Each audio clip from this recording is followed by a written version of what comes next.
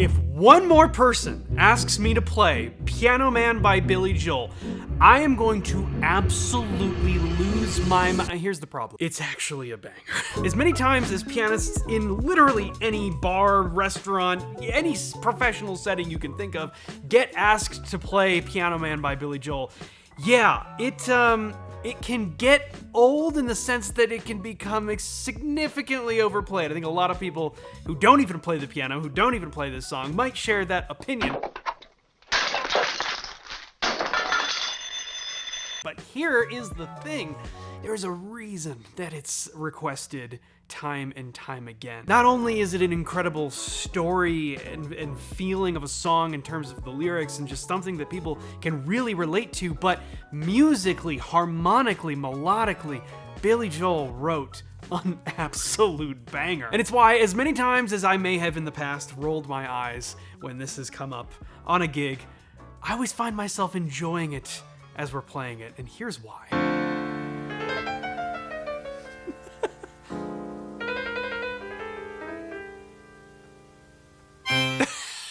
Okay, before even the song starts, we get this really great intro, and it's incredibly simple. I mean, it's a 2-5-1.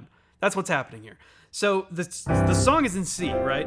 And what we're hearing on the intro that Billy Joel's playing is we're hearing a 2 chord, and then this chord, which is we don't actually play a 5, but that's what it is. It's a G7 with a flat 9, okay? So, and then over that we just have a couple little runs. That's really simple. I mean, that's just if you take D minor 7 and you just keep stacking thirds on it, you wind up with this really beautiful sound. We can go even further. That's every note of the scale, right? Because if I collapse this top part down here, we get this. And that's D Dorian, which we're in the key of C, so that means there's no sharps or flats. The second mode of the C major scale, meaning just the notes of C major, but starting from the second degree, which is D,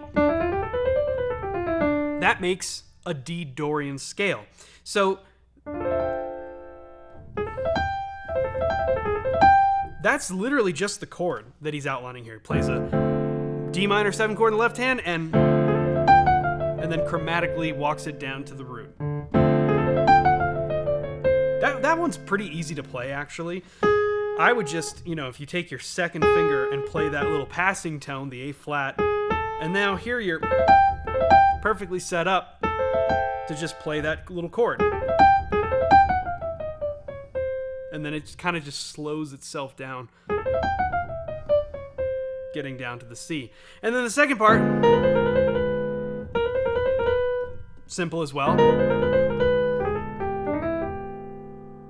That's it. I feel like that's one of the most iconic piano intros of all time. It's not that difficult to learn, but maybe you're just looking for a place to start. That's why I created my biggest project ever, the Better Piano System, which right now is on pre-sale for a very short period of time. I think it's almost over, but it's available for 75% off what the price is going to be when it's fully released. If you've ever wanted to learn how to play the piano, if you've ever wanted to learn how to play things like this, and we're gonna go over a lot more, maybe it's felt overwhelming or you just weren't sure where to start, that's why I created the Better Piano System. I wanted to give you something that would make it ultra clear where and how to start in the easiest way possible. In fact, in the first part of the course, we don't even teach what the notes are. We don't even teach any reading music or music theory or anything like that. The very first thing that I want you to do is just play. I'm gonna make it super, super easy and give you a few beautiful things that you can play, even a few beautiful things and chord progressions that you can take and apply to your favorite songs. That's all before we even start talking about notes. So often what I hear from students is,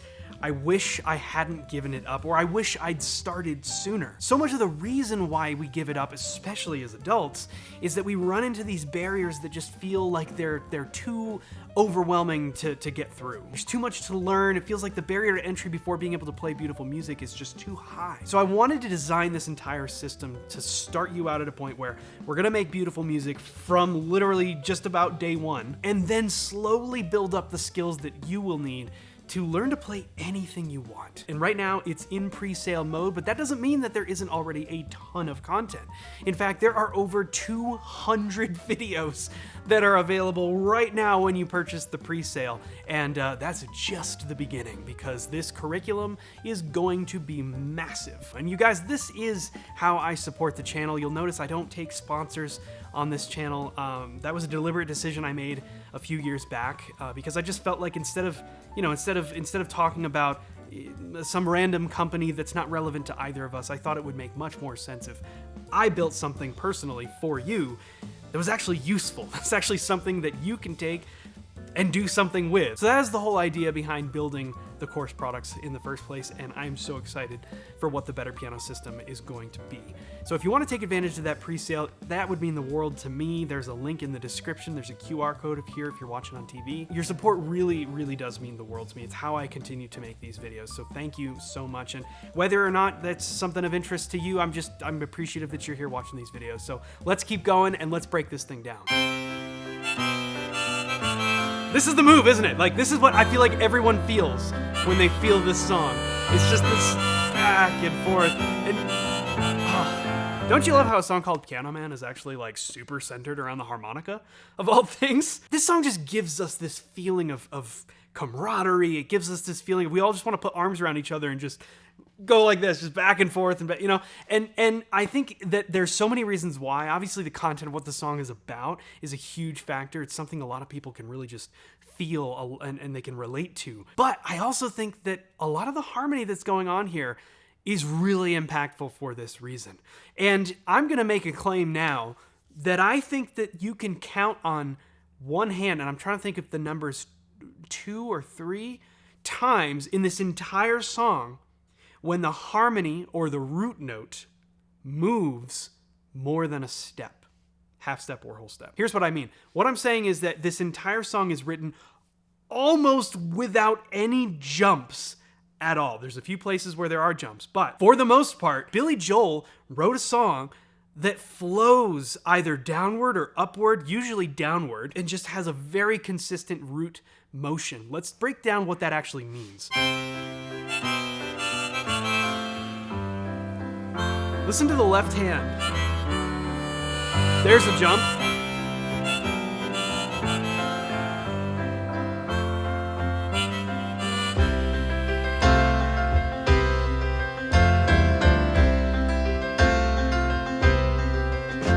It's not. Just in the intro, there's so much going on there. We got to take a look at this. So here's what this looks like. Now, the slashes, if you've never seen this before, the slashes just mean, hey, the chord information is here. But other than that, you're free to play this however you want to. That's what slashes mean. And a lot of times, especially in like jazz and stuff, we love to see slashes there because it tells us like, okay, I don't have to worry about playing anything specific right this second. I can just follow the chords and play how I'm going to play. But take a look at what's happening here.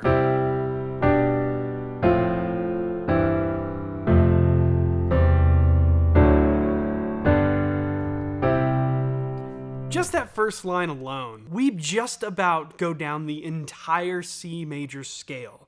Now, how does this work? Because the chords, of course, they're not doing that. We have C, then we have G, then we have F, then we have C again, then F again, then C again, then D7, right? So the chords themselves, the roots of the chords don't follow a steady motion, but you can see how we've written the chords here with these slashes.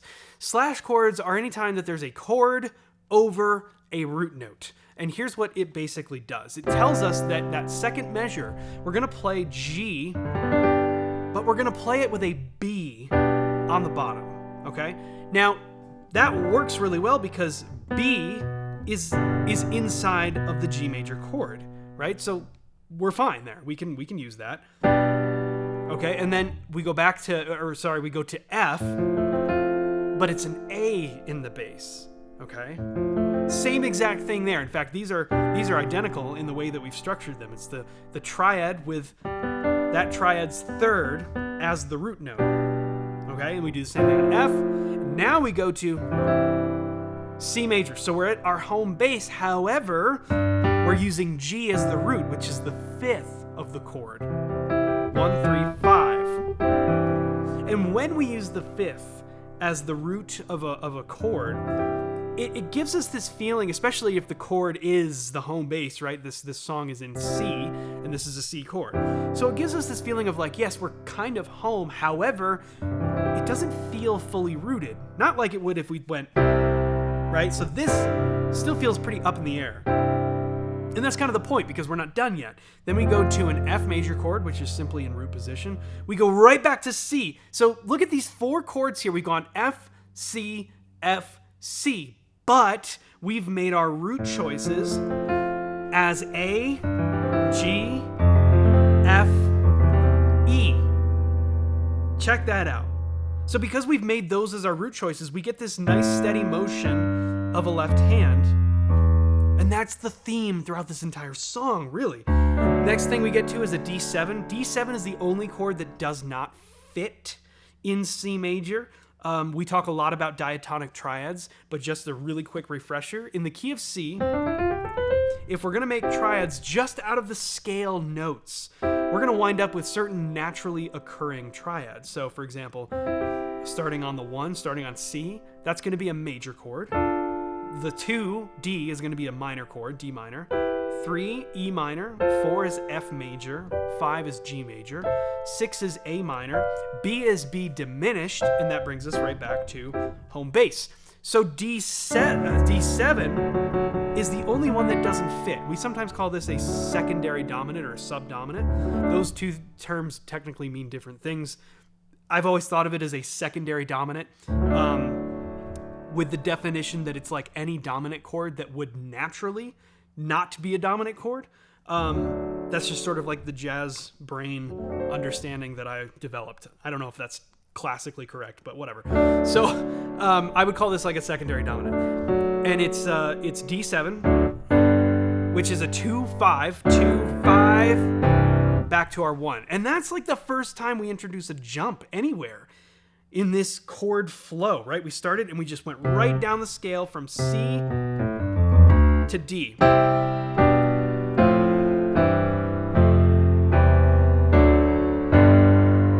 then we started again. Only this time when we get to F, we're gonna go to our 5. And when we say F over G, what we're really creating is a G sus chord. Right? So we have a G shell, which is a G and a 5th and a flat 7. And then we have our 2 and our 4, right? In this case, it's our 9 and our 11 up an octave, right? And that just creates a sus chord. So it's G sus. But it's sometimes clearer to write it as F major over G. But it kind of means the same thing. And that right there brings us to our next jump, which is just a 5-1. So far, the only time we've really jumped is we jumped from our 2 to our 5 and from our 5 to our 1. But everything else is just flowing right down the scale. And it just creates this really beautiful, especially because it's descending. I think there's something about when a harmony like this descends that kind of gives us, especially with the chords being major, it gives us this kind of sentimental feeling of like, as if we're getting to the end of a movie or something. You know what I mean? You get that kind of get that sadness, but it's like a happy sad. I think I saw a comment somewhere, maybe on the Billy Joel music video, that said something like, this is the happiest sad song I've ever heard. And I think it really does a good job to describe this. And I think it's a lot in part because of this motion.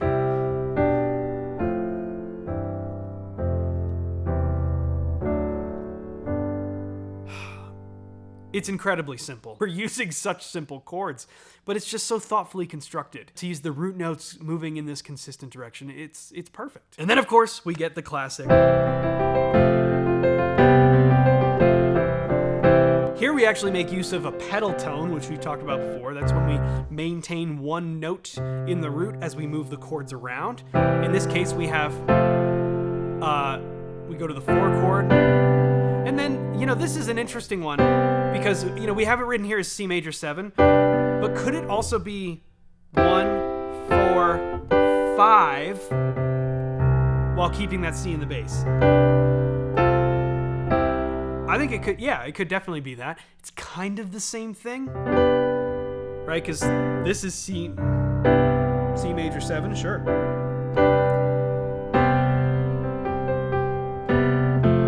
I'm tempted to think it's more of a 5, it's more of a G major chord, but you know, for all intents and purposes, it doesn't really matter how we notate it. We're gonna get the same result. So yeah, we have used a pedal tone, keeping our C in the bass. And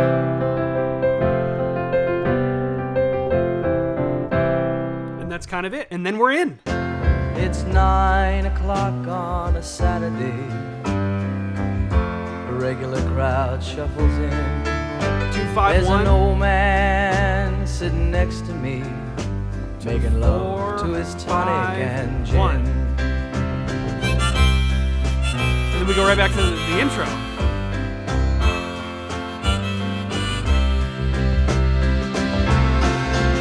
He says, son, can you play me a memory? Oh man. I'm not really sure. And I hate that this song is so good because it's just like, oh, I've played it so many times, but it just is.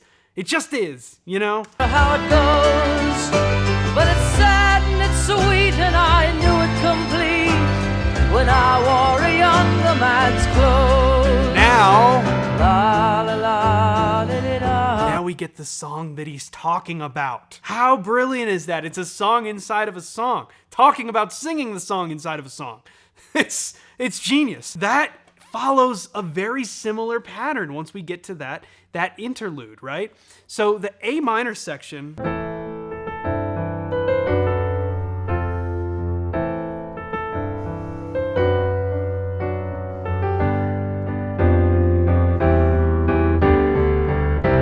check that out. Again, we have one jump in here at all. But we're doing the same thing. We're having this descending bass line.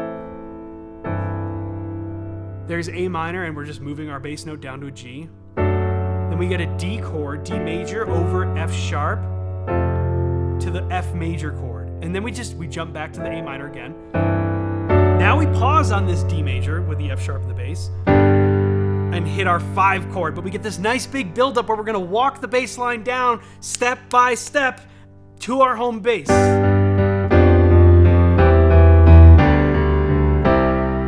And that gets us into the chorus, which...